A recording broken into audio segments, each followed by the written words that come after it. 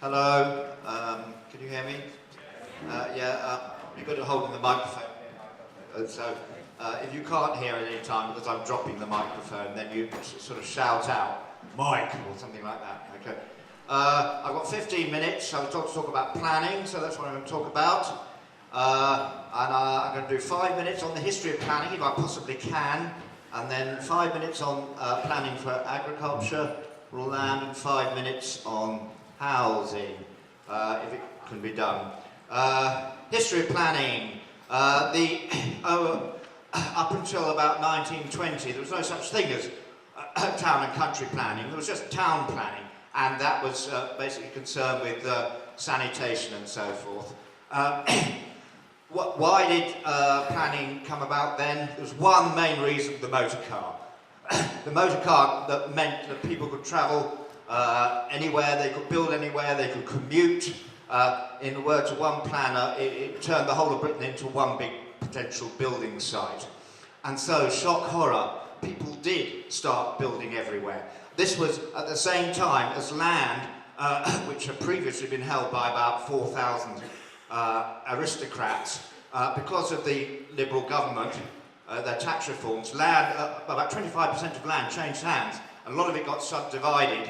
And so people could buy land really cheap and build on it. There was nothing to stop them. And so you got ribbon development, and horror of horror, you got plotlands, which was where the poorer people, seeing that the rich were already enjoying their country estates, decided to get their own little country estate and bought a plot in Basildon or wherever it may be, trapped out on the bus and built their little houses. Like a lot of you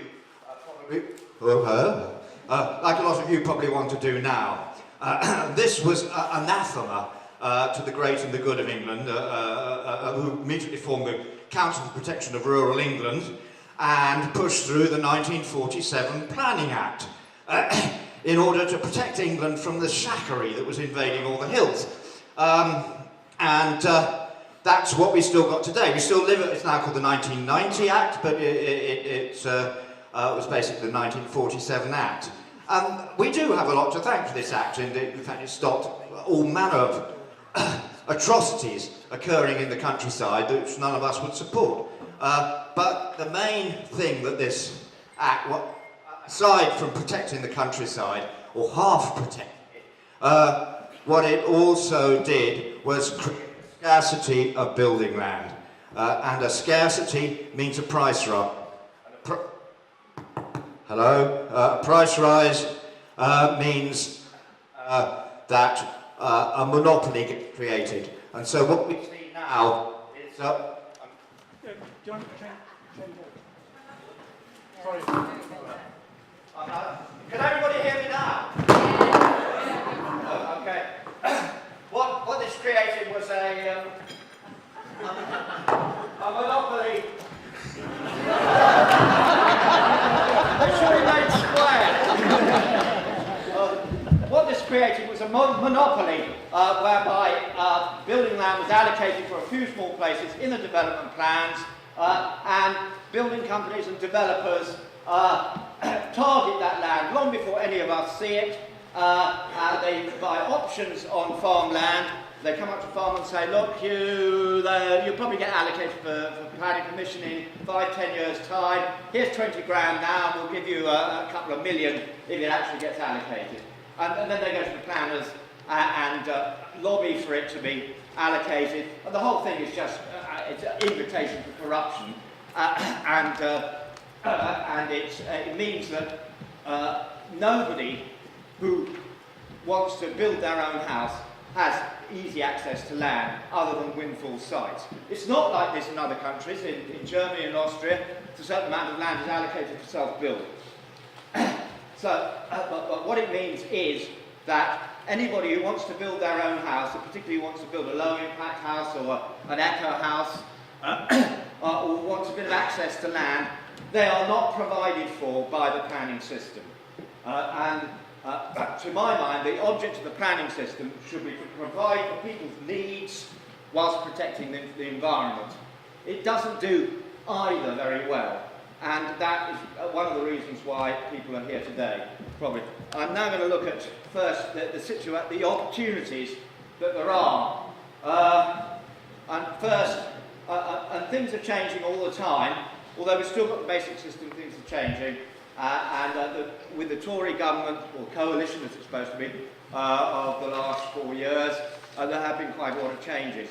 But I'm dividing it into two sorts of land, because to my mind there is the agricultural land and the people who want to pursue agricultural activities, and they have to be pursued in the open countryside, well, on the land that is everywhere. Whereas there are a different group of people who basically want a place to live. They may want to downsize, they may want access to a bit of land, but they're not making their living from agriculture. And those people have different needs. But first, to come to people who want land for agriculture. The price has gone up, and I'm not talking about the price. The price hasn't gone up because of the planning system, unlike the building land. The price has gone up for other reasons. You now have a national planning policy framework which has replaced previous guidance, which we tend to call Annex A. And in fact, what the framework has done is abolish virtually all guidance, leaving everybody not knowing, all planners, consultants, applicants, in a bit of a mist, really, as to what actually is and isn't allowed. And what the planners are tending to do is just revert to the old system, the Annex A system, which demands that you show a financial need to live on the land and a need for the purpose of the enterprise to be there. Now, within these guidelines have become progressively more relaxed to the point where I actually think they're reasonably good. There was a time when you had to make a living which was substantially greater than many people living on the land needed to earn. But now it is more or less accepted that a low income will do. In Wales, you've got one planning development, which is more visionary, but to my mind, actually more difficult to get successful planning permission for than it is in Britain. In my experience, most, not all, I'm sure there's some unhappy people here in the room, but most people who carry out get a good enterprise going, an agricultural enterprise that is thriving, that works, will eventually get planning permission. It may be a long haul. I liken it to a sort of trial by ordeal, you know, when you get biffed by a load of Red Indians, you know. You start at the beginning here, and the planners are all lined up, and they biff you, and there's a few building regs people in there as well, and they biff you, and you just have to keep on going. You say, something like that, and then you get out the other end, and suddenly you've got planning permission, and they leave you alone. But it can take, I think, 17 years is the longest we've had. Now, it was reasonably, you know, it's become a little harder to do that for one reason, and that is because of Tory policies which are designed.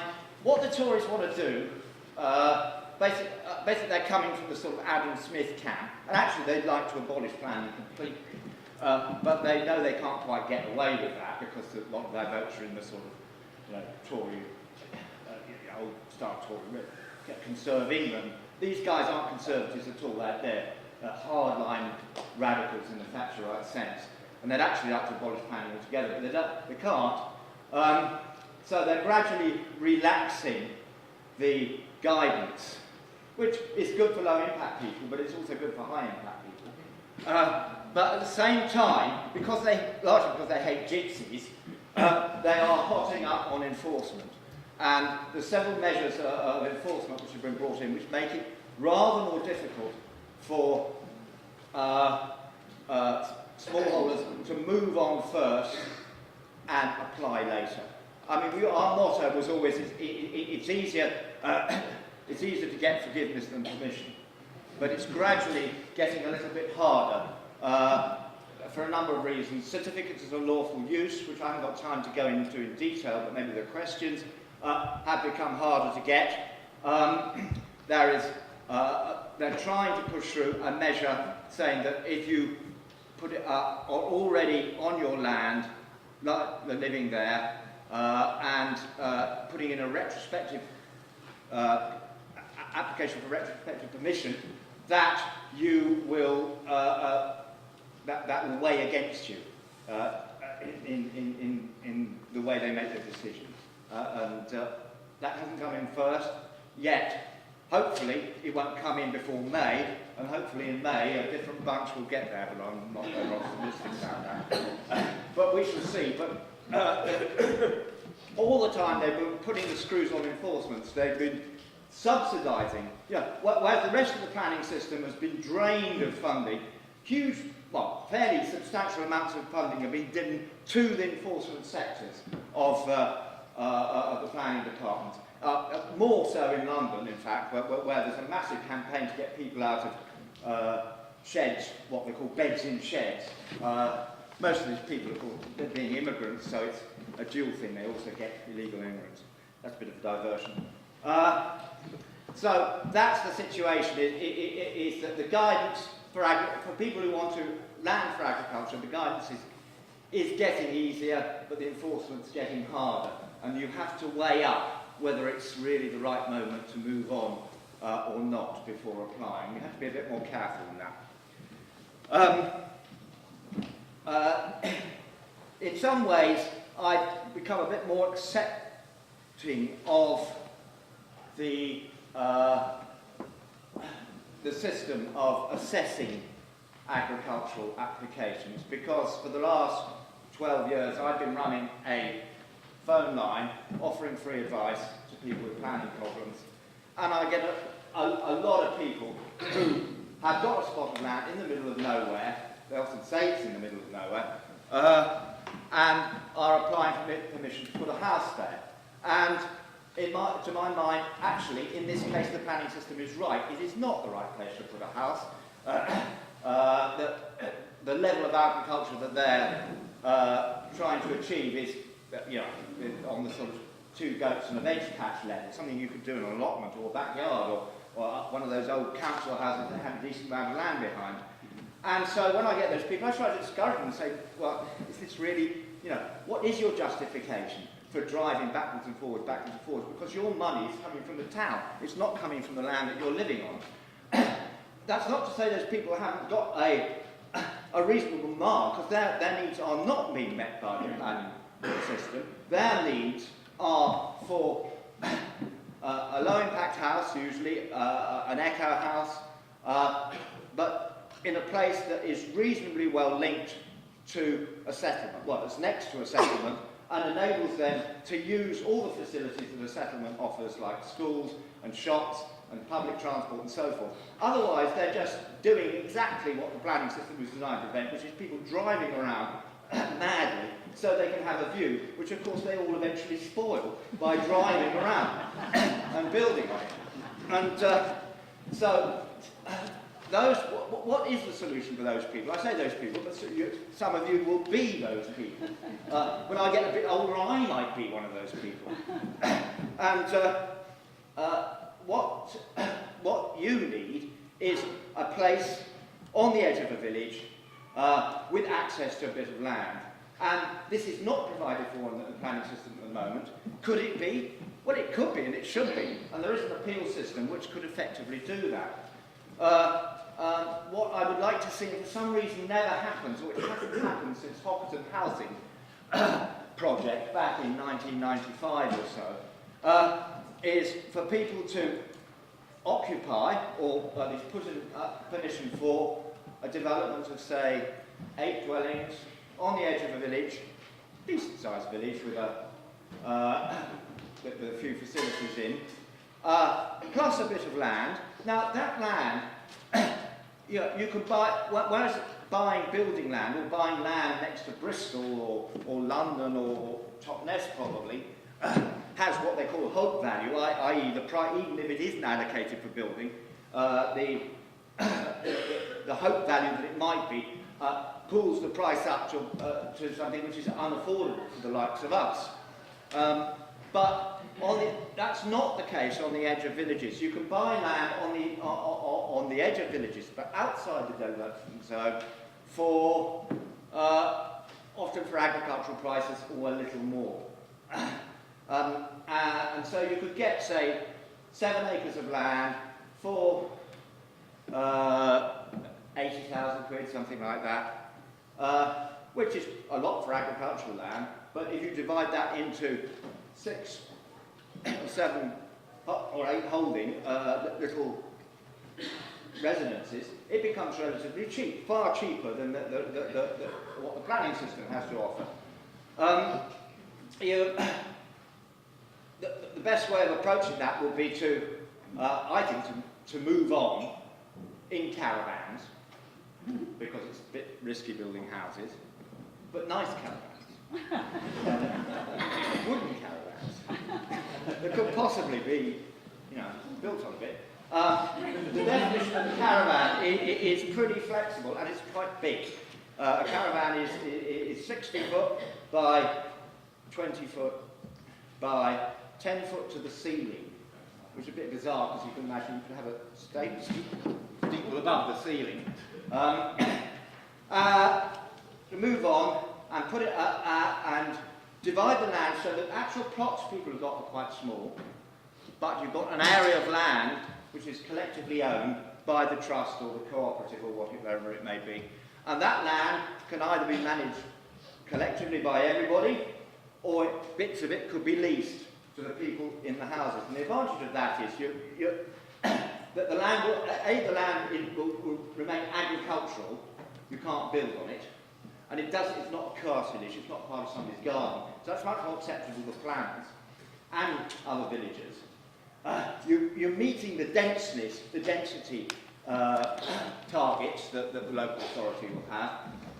And it's much more flexible because according to whether people need land or not, they can rent it from the trust or not. And you're going to have a much better land. And what you're recreating basically is a commons, a small commons attached to a certain amount of houses. And there's all sorts of interesting potentials for how that land could be managed. But anyway, move on with your caravans, stick in a planning application, and just run it through the whole trial by ordeal system, saying how you're being sustainable, why there's a need for it, and basically putting in a good planning application. It ought to succeed. It did succeed in the state of Hopperton. It hasn't happened since, for some reason. Lots of people have tried. There's an issue where there's a problem we have that the developers don't have, is that it actually takes a long time to get any. It's not just us who have problems with the planners, the developers do too. It could take them 5 years or 10 years to get a little project like that through the planning system.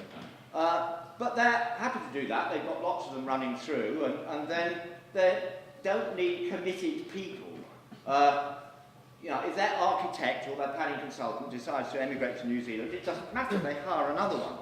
Whereas what I've seen happen so often with these small groups trying to get eco-housing projects going is that it takes so long that all the interested people just fade away. They go to New Zealand, or they find a bit of land, or a relative dies and they get left a house, or whatever it may be. You've got to get the money, the land, the planning, and the people together all at once, and it's quite difficult to do. And it's actually, in a way, might be better done by dedicated trusts, rather than by the people who actually want the houses.